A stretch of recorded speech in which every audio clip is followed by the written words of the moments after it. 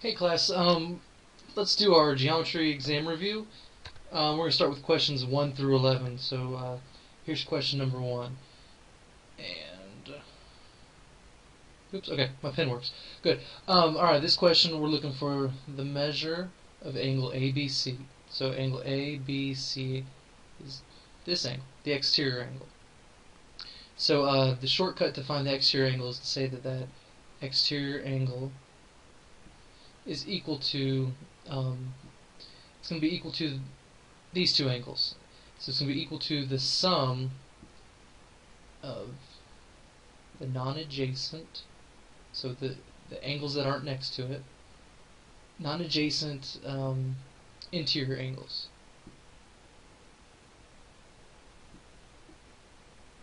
So we could say that angle ABC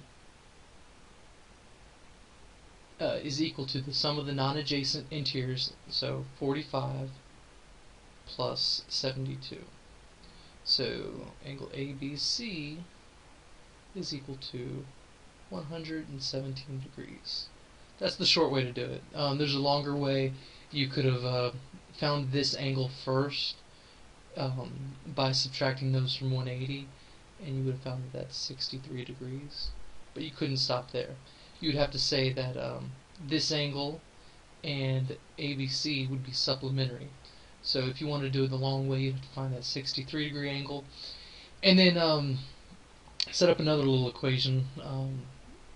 Say angle ABC plus 63 degrees is supplementary, so it's equal to 180. And you would still find that ABC equals 117. So either way you do it's fine, but if you do it this way, it'll save you some time. Number 2, find the value of y. So it's a triangle we just talked about. Triangles add up to 180 degrees, some of the interior angles. So we would just subtract 50 and 83 from 180 to find y. Or you could set up the equation 50 plus 83 plus y. So the three interior angles should add up to 180. So 133 plus 120, subtract, and y equals 47. Alright. Number 3, find the value of z in the diagram. Well, this is a quadrilateral, and I hope you guys know that a quadrilateral's interior angles add up to 360 degrees. So if you already know that, then you can write your equation by adding all 4 angles. So 8z plus 120 plus 4z plus 96 equals 360. Combining like terms, it's 12 z's, and I think that's what 216 equals 360. So let's solve that for z. You have 12z equals 144, and that means z equals 12. Alright, now what if you forgot that the sum of these interior angles was 360? You guys are going to have your reference sheets, but most of you remember this formula, n minus 2 times 180 for the sum of the interior angles. So where n is the number of sides. So it has 4 sides, so we would do 4 minus 2 times 180. 4 minus 2 is 2 times 180 equals 360. So even if you forget that a quadrilateral adds up to 360 degrees, you can use that handy dandy formula. Number 4, okay, it's a parallelogram, so we know a lot about it. First thing that we know is that its opposite angles, these two guys, are congruent. So that's what I'm going to use to solve this problem. I'm going to say 4x plus 12, 4x plus 12 is congruent or equal to 61 degrees. So we could solve this to find the x. So subtract 12 and 4x equals 49. Divide and x equals 12.25. That's one way to do it. The other way you could have done it was to say that this angle and this angle, because they're consecutive angles of a parallelogram, you could say that they were supplementary. So you could say that 119 plus 4x plus 12 equals 180. And then you do the math. 131 plus 4x equals 180. Solve it up. 4x, when you subtract, you get 49. So it looks exactly like the other one. So either way you do it, if you want to say the opposite angles are congruent or the consecutive angles are supplementary, either way works. Number 5. Okay, typo. It shouldn't say RST, so let's cross out RST. What it should actually say is, let's see, WVU needs to say SRT. It needs to say SRT. So let's change that. SRT. Yeah, that works. So typo. So if you change it to SRT, it makes a lot more sense. So we're finding the scale factor of WVU to SRT. So that means we're going to start with WVU. So we're starting with this triangle. So let's pick a side on this triangle. It doesn't matter which one you pick. I'm going to pick VU. And you guys would say VU corresponds with, let's see, VU is the last two letters. So it would correspond with the last two letters on this guy, RT. So we should be able to use those two sides to find our scale factor. So VU is 24 and RT is 40. So if we reduce that, we'll get our scale factor. So divide both of those by, let's say, 8.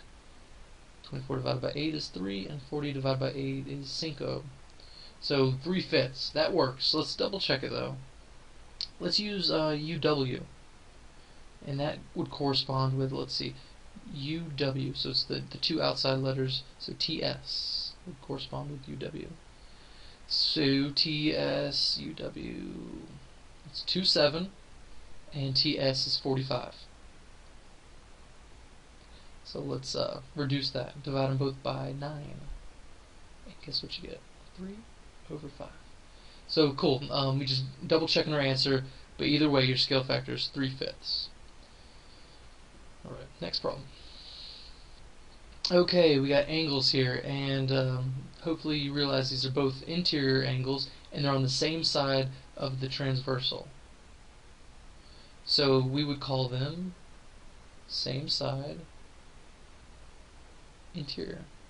Some books use consecutive interior, but it's the same thing. So same side interior angles, and hopefully you guys remember that they are supplementary. And you should be able to tell that they're definitely not congruent. This is an obtuse angle, that's an acute angle, there's no way that they're the same. But they are supplementary.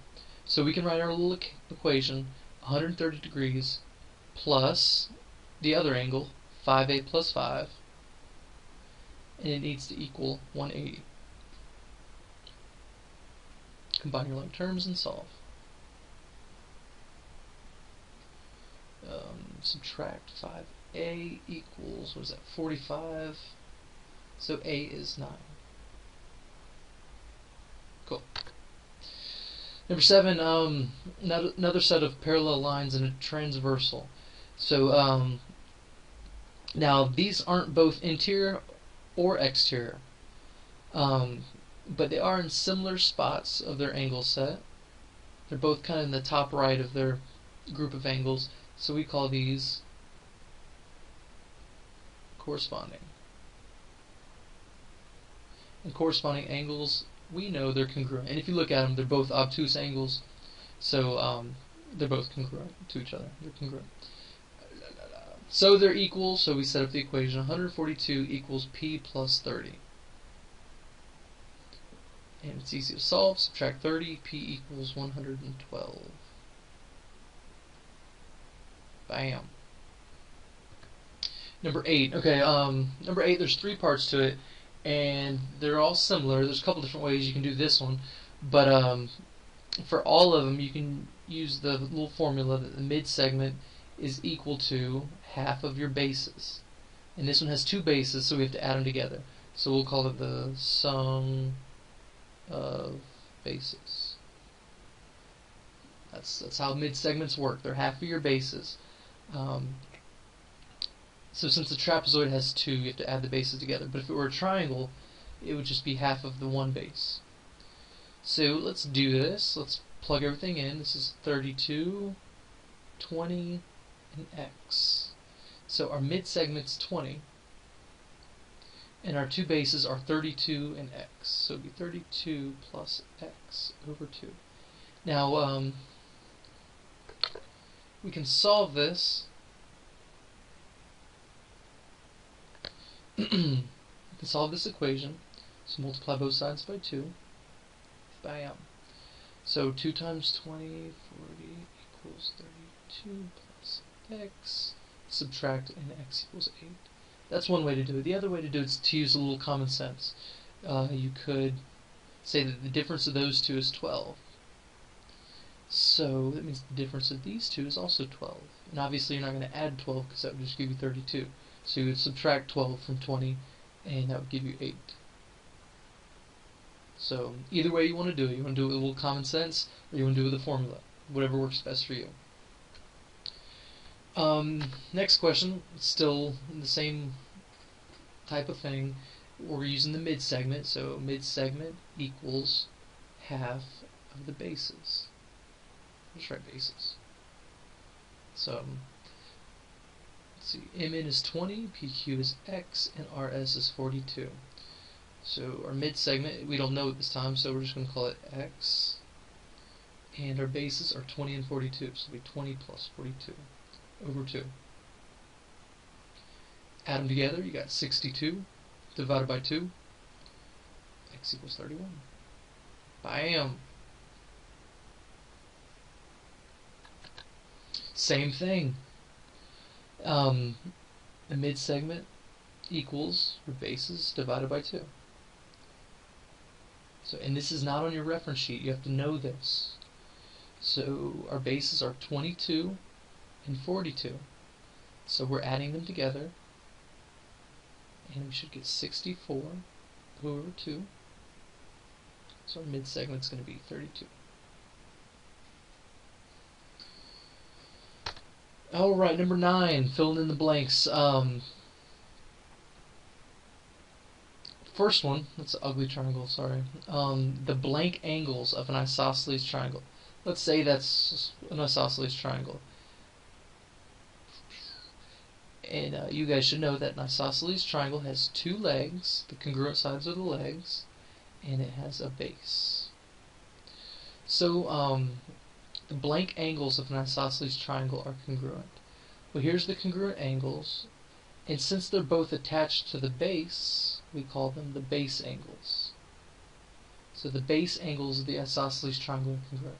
Triangles which have 2 sides congruent are blank. Well, we just drew it. But you guys knew that already. Alright, triangles with all sides of different lengths. So maybe something like that.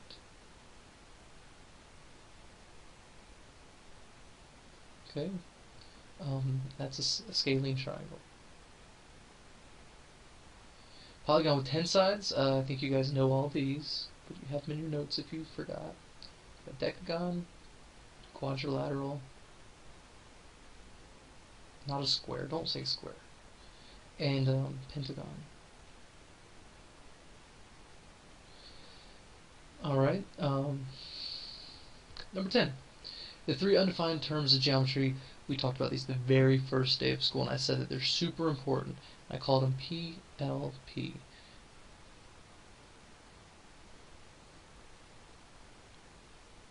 Okay, don't forget these things. They always ask a question about this on the exam, so I would assume that they will this year. So let's get it right. And then the last one for this group, tell the names of each polygon. Really? You guys should know all of these. I know you do. I'm wasting my time. Oops, I don't know what that says.